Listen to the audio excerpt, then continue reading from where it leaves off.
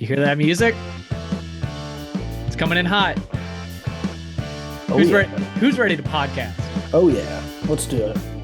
What is up, guys? We are back with the podcast, your favorite weekly slash sometimes sporadic fantasy football podcast. We are back for week 11 here in the other league, and I'm here with co-host Wesley Fall. Wesley, how you doing, buddy?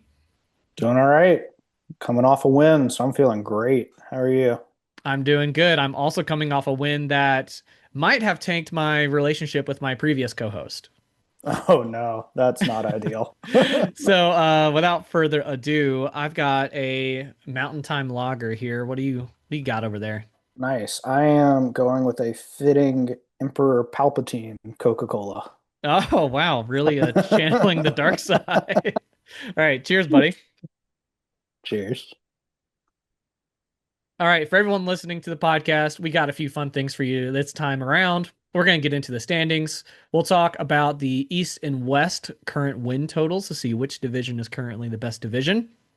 We've got some playoff percentages that are now starting to mean a little bit more as we get close to that playoff push. We're going to go back through the draft rounds 1 and 2 and talk about some of the bangers and busts that occurred in those first two rounds. Then we're going to give a week 11 preview, talk about some of the matchups we have coming up and which ones are more important than others. And then I'll give you guys a quick trade deadline reminder before we get into the good stuff. This is how we tease you in the business. If you are a degenerate like us and you want the podcast parlay for Thursday Night Football, or you want a new segment we are calling Wesley's Degenerate Corner, be sure to stay tuned till the very end for some absolute degenerate college football picks from our very own Wesley Fall. Yeah, y'all are lucky. It's not behind the paywall this week. You're getting it for free, so Use take pro advantage. Yeah, use promo code fall to get your full subscription. All right. Exactly. First things first, let's talk about the standings. Let's go over and check out the East and West win totals. So, this past week in the East versus West rivalry, the East picks up 3 wins, the West picks up 2 wins, bringing the grand totals to 26 wins for the East Division and 24 for the West. Guys, I'm not gonna lie. I feel like I'm carrying the West Division here, sitting at 8-2. I need my West Division homies to step it up.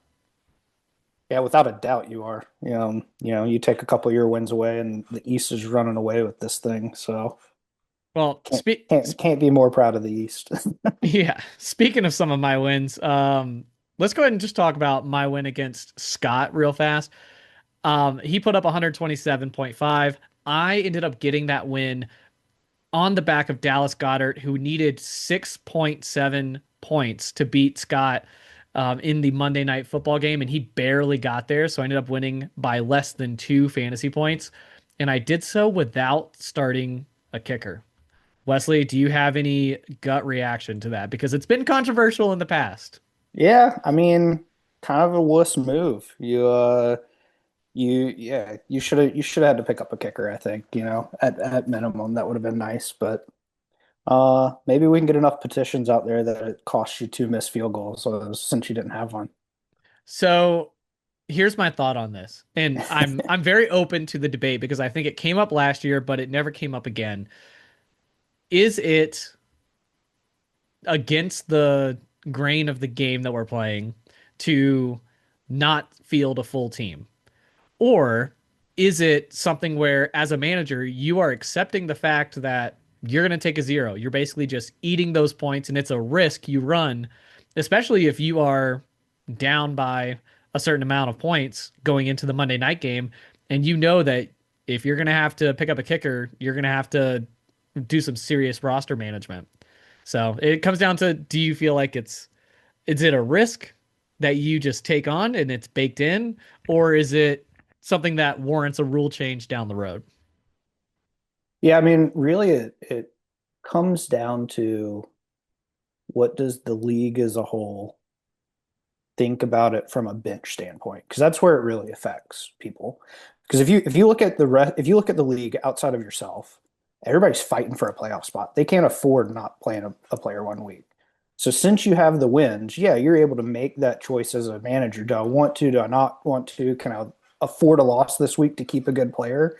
Whereas other people, they're going to have to make those changes on the bench and make moves and and have a full lineup. So it really comes down to, are we going to enforce the bench moves because we already have a short bench? That's a key aspect of our league, or is it up to the manager? And I don't know. I'm kind of torn on it, to be honest. But this may be something that we have to do a end of league vote for to make sure we're all aligned on. Yeah, something I've been thinking about as commissioner that I'd like to implement now that we've had this league going for long enough is at the end of the season, sending something out that is basically like suggestion box, like proposed rule changes. What did you notice this league? Is there anything that we're starting to see kind of like tick up that's going against the grain of what we're doing here? Yeah, this one I think is one where it could be very split because I'm not the only one who's done this. It's happened in years past too. And at the time, I've been on both sides of this. Like at the time, I'm like, you're taking away from the roster management part of this league with a short bench and keeper values and kind of like a dynasty format. Like you're supposed to make those tough decisions. Like you're supposed to feed the player pool by doing those things. So I don't know. It's So I'm gonna throw something out there to get the creative juices flowing because I don't think that this league is so strange to begin with in a good way that I don't think it needs to be cut and dry of a rule. You either have to start them or you don't, right? What if we do it? There's a punishment. Maybe you want to take the hit, but there's a punishment to it. Maybe it's a drink thing. Maybe you have to add money to the pool for the winner. Maybe it's you lose a portion of your fab. Like there's mm, sacrifices that are made, but it's up to the manager how they want to manage their roster. So I think that we can find a oh, middle ground too, not just keep it cut and dry. I like that. It's like the NFL imposing a fine for some roster Ex- manipulation. exactly. I You like know, it. Sean Payton sends out the bounty. The win still counted. He Hey, just had to pay hey, some money, hey, relax, relax. And let's move on to another matchup before we talk too much about my beloved Saints, who won finally. Let it be known. Yeah, there you go. Yeah. Another high scoring matchup that we had. This is our highest scoring of the week. Corey Eller putting up 143, but still going down to Alex Orbeck, who put up 158, our high scorer of the week. That matchup was an incredible Jonathan Taylor with a 49-point performance up against Devon Achan with 40 points. I mean, it was really a clash of the Titans there in that matchup. Yeah, well, Taylor put that up at like 9 a.m. Eastern time too. So I know when Orb saw that, he just thought it was over. The weekend was. I know if it was me, I'd be like, okay, well, this was fun. Got off to a hot start. So crazy comeback. I've always said from the beginning, Orb's team's scary. He just had to get it put together, get the roster put together, and we'll see if he can make a little late season run here. Yeah, I think the Kittle injury and then just the up and down nature of the Dolphins has been tough for that lineup. But other than that, I mean, a lot of boom potential there. Looking Hmm. at a lower scoring matchup, it was a close one between Christopher Glennon and Gavin. CJ put up 111, and then Gavin held on with 119. I actually do have a funny little anecdote about this one. So Gavin puts up 119, and then CJ has two quarterbacks that are playing late. So I texted Gavin, who I've been trying to work out a trade deal with. Gavin was sitting at 3-6, and I really wanted to go ahead and be first on the trade block to make a move to make a blockbuster deal to make a playoff push. I texted Gavin and said, "Hey, buddy, depending on how this matchup goes, if CJ comes back and beats you with his two quarterbacks, it might be time to start thinking about stacking some keeper value." And I was trying to get Jameer Gibbs off of him. And he holds on for the win because both of CJ's quarterbacks kind of blew chunks in that late matchup. And the only text I get back from Gavin, who I had seen read my message. Like I was left on red the whole time. The only message I get back after the matchup is over and Gavin pulls out the victory is just a smug emoji, like, hmm? Yeah. And I was like, yeah, you're right. I deserve That's that. funny. That's funny. Yeah, no, I've tried to get a couple trades done with Kevin too, and he's holding on. He's holding on. He's looking for another push here too. So we'll see what happens. He doesn't want to give up just yet. Nope.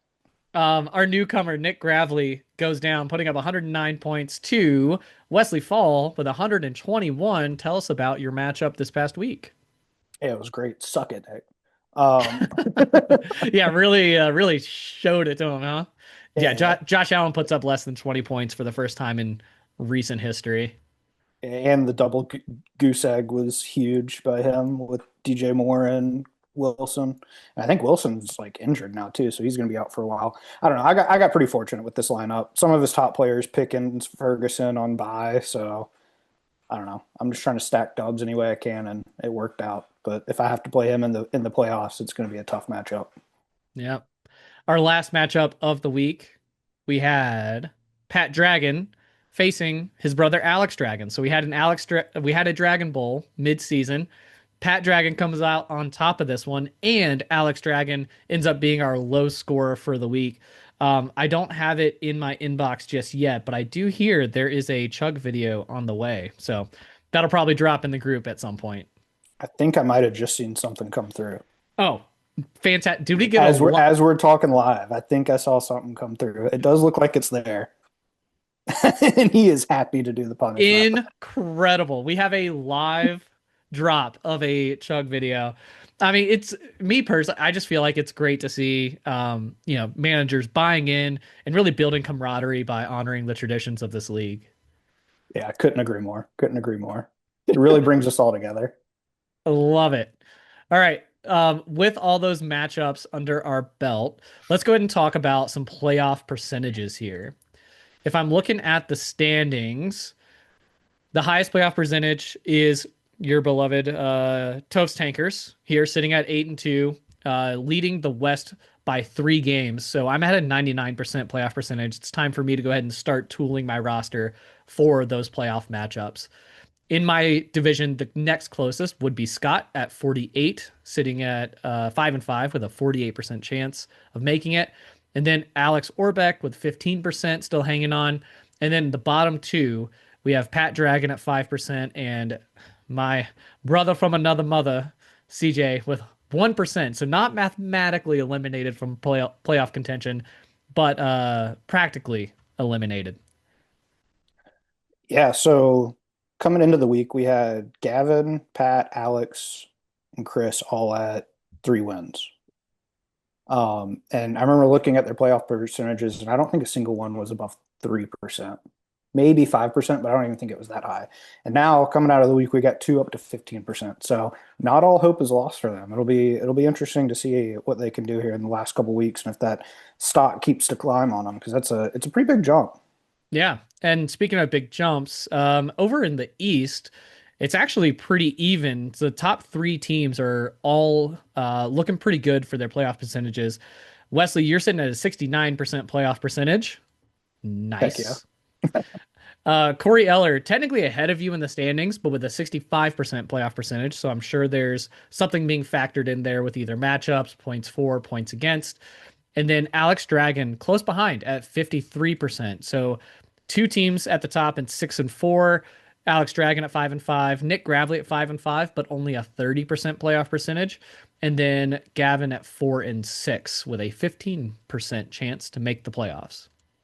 Yeah, it's also tight on the east side that I really think everybody should be above 50%, and Gavin should be in like the 40% range because Mhm. anything can happen. We still have several weeks left, so I think some of those numbers are a little misleading. Yeah, real quickly, I have the chart pulled up, so I'm just going to look at points for. Leading in our points for in the entire league is Alex Dragon. At the bottom of that list is Christopher Glennon. And then in the middle here, so we have Alex Dragon sitting at first with 1,300. And then Corey Eller, Scott, Nick, me, you, Wesley, then Pat Dragon, then Gavin, then Alex, and then CJ. That is your current points for ranking. That does come into play if there's ever a tiebreaker that needs to be sorted out for playoff contention. Yeah, so to jump on that real quick, Scott is the one that's getting screwed by that because Alex is 1 game back, Scott's 1 game back, and Alex, like you said, has the most points for. So Scott's got to figure out a way to stack some wins to try to get out of that bubble range with Alex. And we'll see what happens. I told you this matchup between me and Scott this past week might have ended our friendship. I haven't heard from him since I texted him and I've heard nothing from him. I do think so. Last time he was supposed to be podcasting with me, he said, "Oh, I'm gonna talk about your team because it's personal." And then I've yet to hear whatever take it is. So like since then, when I know he was pissed off about my team, I've now faced him in probably the most important matchup for him to try and gain ground to get a West Division spot. And I did so without starting a kicker. And I only beat him by 2 points. So it came down to the Monday night game. I would imagine he's probably blowing off some steam right now about Yeah, that. I'm sure that he's thrilled that he just got to relive it with you telling him again too. Yeah, I know. It's one of my favorite things. A triggered Scott on the podcast is great because last year there was a lot of triggered Toph on the podcast. That like there were some feelings that were unleashed on the podcast last year. So it's Yeah, about time I got to relax a little bit. there you go. All right, looking at the projected playoff bracket as of now. So the current projected playoff bracket, you have Toph's Tankers facing Dragon D's Footballs in the 1 versus 4 matchup, and then in the 2 and 3, you have Wesley Fall facing Corey Eller. First out of the bracket would be Nick Gravely and Scott facing looking at 5 and 5. So first one's out, and then down in the toilet bowl right now, it's going to be Christopher Glennon at 10, and then in the 9 spot is Alex Orbeck. So a lot of fighting to do down there in the consolation ladder to make sure you're not in the toilet bowl. Yeah, I think my takeaways here, it's sick that we have three from the East, obviously. But then looking at the toilet bowl, don't expect Orbeck's team to stay there. I'm telling you, I feel very confident he's going to be out of the toilet bowl range and possibly fighting for a playoff spot. All right.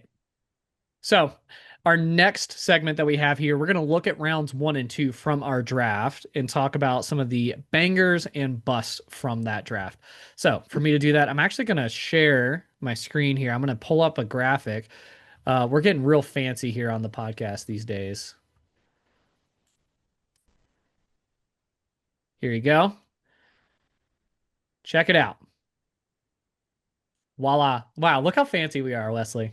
Whoa. All right. So in rounds 1 and 2, we're going to go through these and we're going to talk about now. There's obviously a lot of injury that affects these, but in this league, if you nail your first and second round pick, you're usually in pretty good shape. For this year, we've seen great performances out of Josh Allen, Jamar Chase, drafted by Corey initially. Jamar Chase has suffered from Joe Burrow's injury as well. Saquon's been fine. Jamar's though, I'm pretty sure he's still the number one wide receiver. Yeah, if we pull up the stats real quick, he is position Number rank two. 2. Yeah, wide receiver 2. I believe So I actually just got into this recently with Scott before he stopped talking to me. JSN is wide yeah, receiver 1, I believe, yeah, which is yeah, a you're right. great value on I that tried to get investment. him back in like week two from him, and he wouldn't budge. I was so annoyed. Great value on that.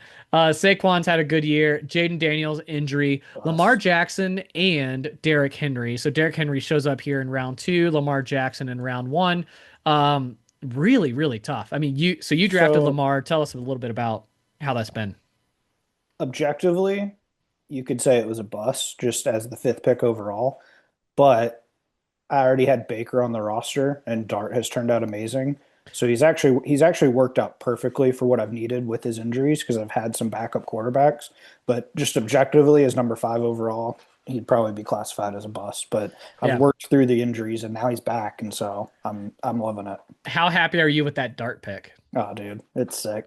That's an insane value on Dart, and it I couldn't have come at a better time for you. Oh yeah, I've been wearing Nick out about it. He's tired of hearing that, and Um, Scott for that matter. Yeah, round 1, pick 6. I ended up with Bijan. I couldn't be happier with Bijan. I did end up putting a lot of faith in the Atlanta offense, which as a Saints fan hurts me to my core, but Yeah. it has paid off because it's been a pretty prolific offense, at least for these two. Funny enough, Bijan and Drake London have both been so productive this year. Michael Penix, not a great fantasy quarterback. Nope. Glad I didn't keep him.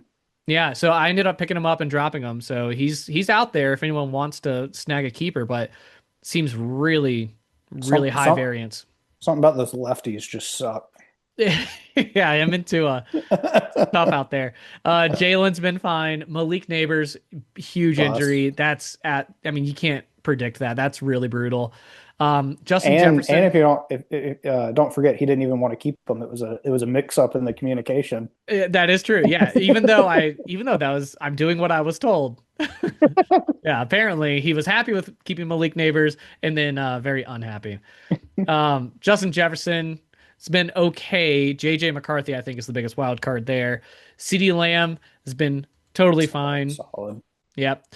Joe Burrow, brutal injury. Jahmyr Gibbs is awesome. As a Yeah. second round pick, that is exactly what you're trying to get out of your running back, especially in this league.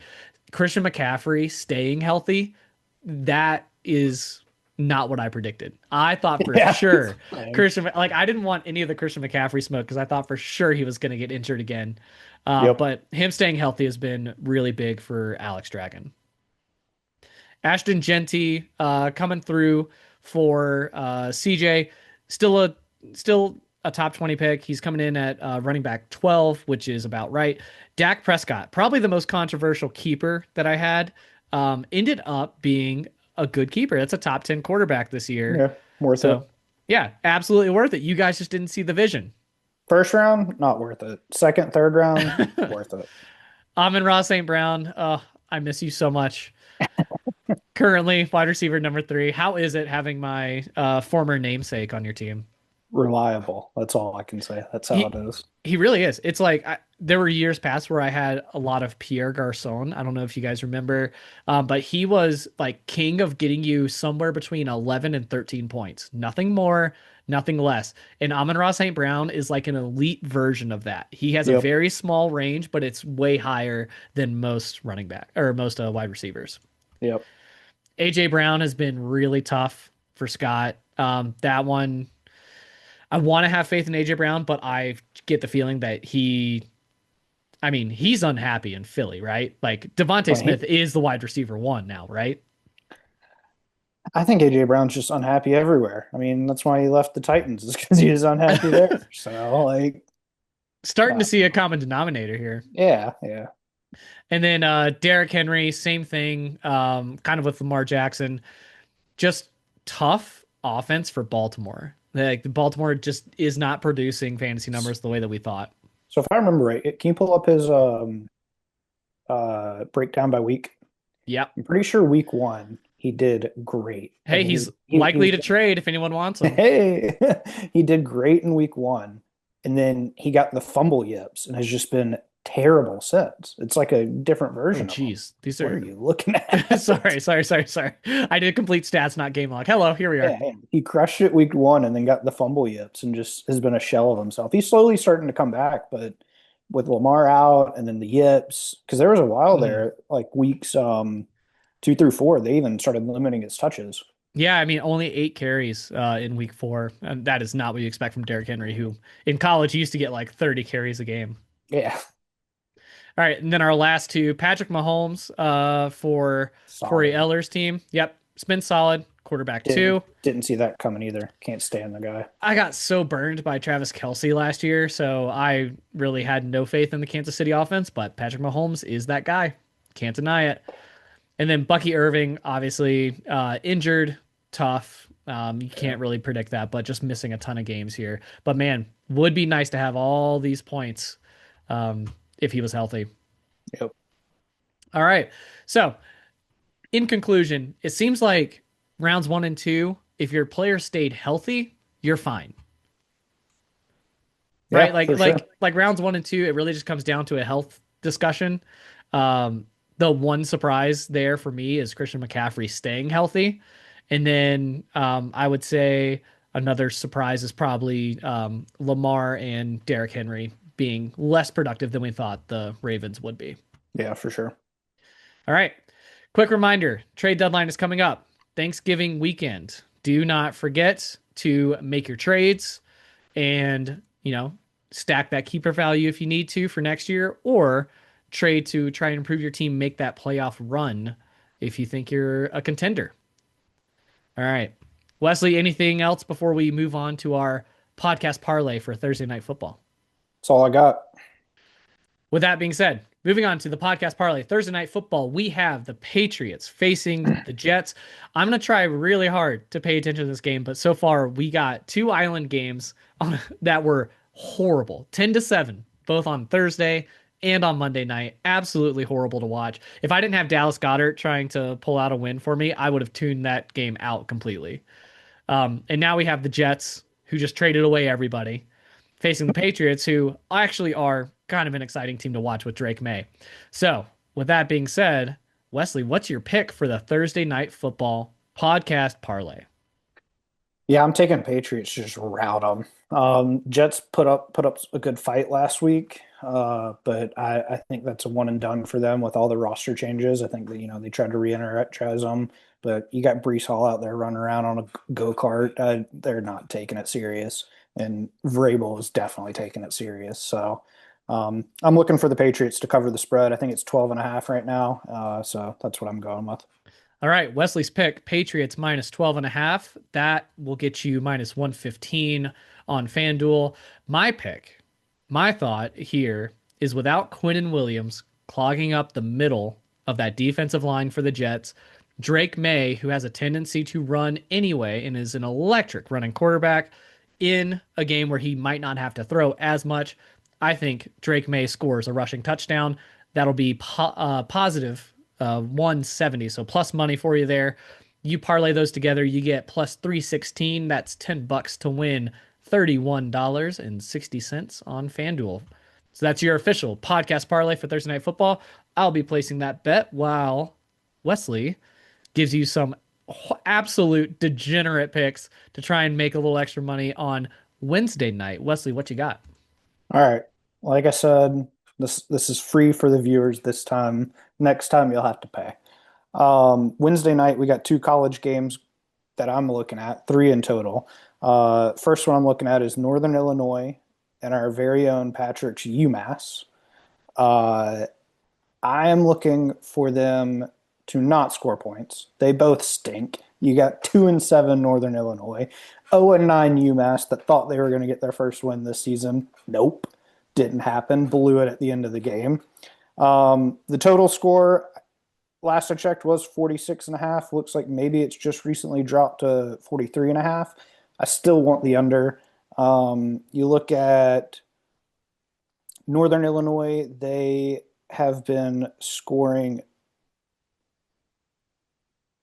Is this right? I swear it was different earlier. Wesley, it's on No, the podcast. So, it's even worse than I thought. So this is oh, great. I oh, want it. excellent news. Northern Illinois, they're averaging 12 points a game. UMass averaging 11 points a game. What's that math? Vomit, dude. Yeah, That's a so worse game than the 10-7 that we've seen. That's so we're looking awful. for under 43.5, 46.5, whatever the line is for you right now. It's gonna hit. Take it. Second one that we got, Toledo versus Miami of Ohio. I don't know if y'all saw Toledo last week play. They played Northern Illinois. They absolutely routed them 42-3. You think they're hot, coming off a big win, played at home behind their own fans.